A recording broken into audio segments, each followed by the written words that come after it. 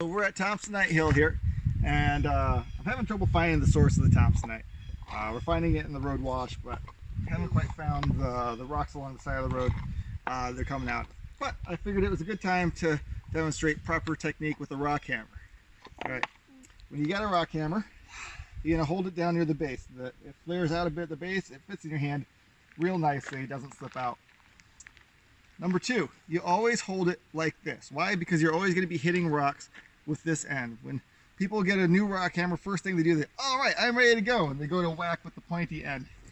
That's not right. Don't do that. It has its use, but you don't use it very often.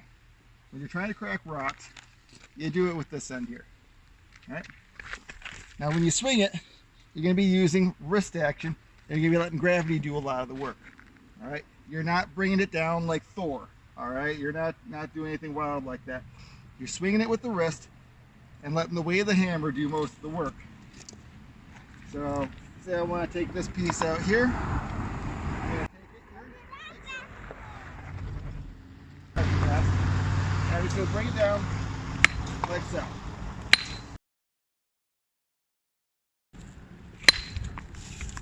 Alright. And now we've got that piece broken off there. Now I'll show you the rare occasions in which you're going to be using the pick end. Oh, nothing very interesting in there. The pick end tends to be used for prying. If you want to pry rocks out, at most you'll jab at it and pull it out like so. Maybe not. Yeah. Maybe. Pick at it. Maybe. You can pry them out like so. You are not, if you're going to swing it, you're just swinging it in to try to pull rocks out. If you're trying to actually crack rocks, break rocks, you're always using this end. We can, let's see here. Now you know what, we got unprotected eyes a little too close. You always want to wear eye protection, all right? There's shards that come off, they can blind you, all right? So I got glasses on, I don't worry about myself much. Anyone with unprotected eyes, you need safety glasses, sunglasses, you need something between your eyes and the rock fragments. I can't tell you how many rock fragments have pelted me right in these glasses right here. I'd be blind about 500 times over if I weren't already half blind, thanks to the glasses. So, that's the proper usage, all right? Always use the flat end. Swing it down, let gravity do the work. You're swinging with your wrist more than your shoulder. You're not blacksmith hammering away. Pointy end really only gets used for prying, trying to pull apart some rocks, like so. All right, that's the technique. Have fun. So, I found a piece here. Let's see if we can get this in focus. This is amygdaloidal basalt, and you're actually seeing a rounded amygdala just sticking out here as the rock came apart from it. This is a good piece to demonstrate how to crack a rock open with a rock hammer. Ideally, you want to find something that's already got a few cracks in it that you can work with. If it's not cracked, you're really going to be pounding on it for a while. But if it's got some cracks in it, you're great. So I'm looking, I want to see what's inside this rock. I find those cracks. I say, all right, that's a weak zone. It's not going to take much.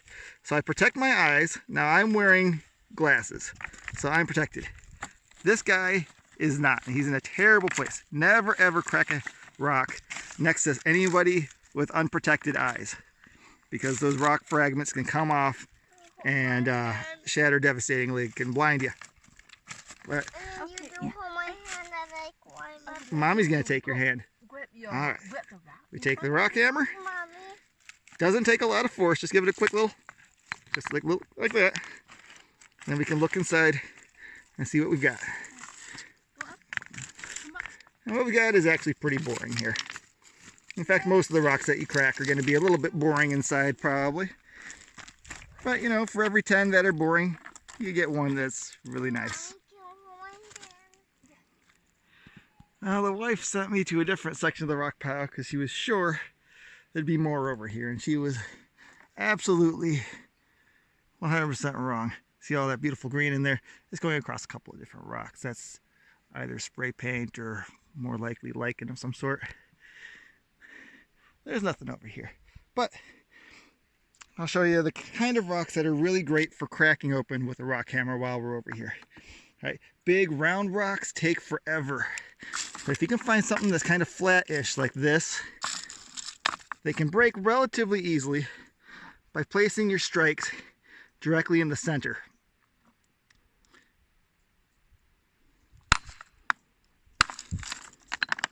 There we go. What have we got in here? Well, got some pretty epidote. If I didn't already have tons of beautiful epidote, I might take it. Lots of quartz mixed in there with it. Let's see here. Yeah, more of the same here.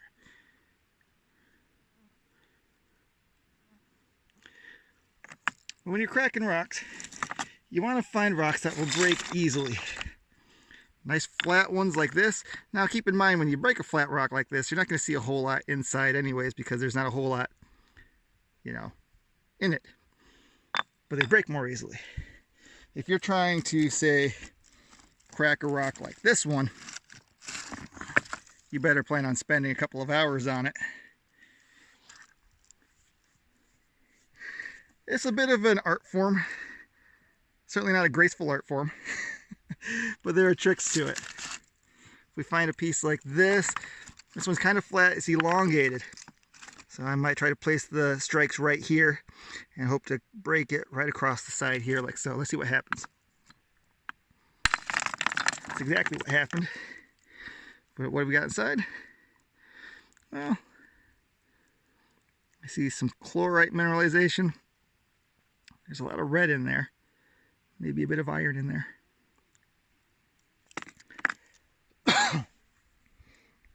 Well, that's the way it's done. This is a spot that was calling to me just a bit. I turned over a few pieces. It didn't look too impressive here. But over here you get some nice hematite.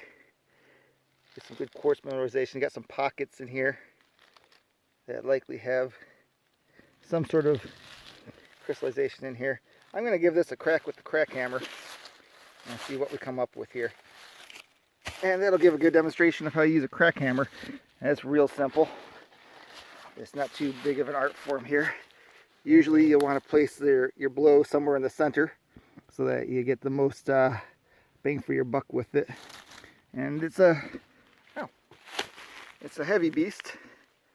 You're going to swing with the wrist. You're just going to let gravity do most of the work. There we go. Let's see what we got inside. We got inside here.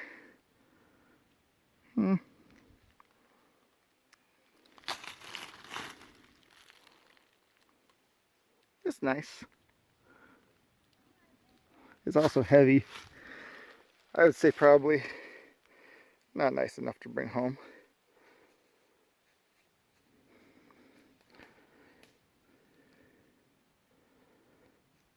We'll keep looking. There's other rocks around here. So we found some small shell fossils here. And this huge piece of limestone here that was right next to you, you got these layers separating. So I've been working at it, kind of half modern age, half stone age here, because I forgot my hammer and chisel at the car. I've been pounding this in here. And let's use this pick the way it's meant to be used for prying. And have a look at what's down in here. And the answer is, well, not a whole lot. I see weird shapes that could be fossil shells, but honestly, there's not a whole lot visible here. But that's how you use the pick end of a rock hammer properly. So overall, didn't find a ton of fossils back there. You know, stuff's been blasted out. There's huge chunks and not finding a whole lot. But we did find a couple of things, and they're pretty good size. This is not a fossil, but it is a fossil cast. This is the rock that a fossil was sitting in back there. And I'm taking it home with me because it's almost as good as an actual fossil. Pretty close. Yep, that's right, Joey. And then I spent a good 15 or 20 minutes back there trying to find the fossil that popped out of this, and I failed. But what I did come across, though, was this guy right here, which is either a gastropod or a nautiloid. I believe it's a nautiloid. I'm like 80% sure, but I'm not really a fossil guy. And so what I'm going to do is I'm going to try to chisel this out of the rock. Now, rather than trying to chisel the actual fossil out, which can shatter the fossil, I'm going to use a slightly different technique and try to break off pieces of rock that are far away from the fossil and get this down to a size we can actually manage. So Joey, I'm going to ask you to stand back just a little bit because I don't want any rock pieces to hit you in the face. Now this is the chisel I use. You can buy cheaper chisels, of course, but this hand guard, if you're going to buy a chisel, you're going to get a crack hammer like this, for God's sake, get something with a hand guard, because I've stopped myself from breaking my wrist a dozen times at least. You know, you're chiseling, then you miss it, you hit the guard, you're like, oh good, that could have been my hand.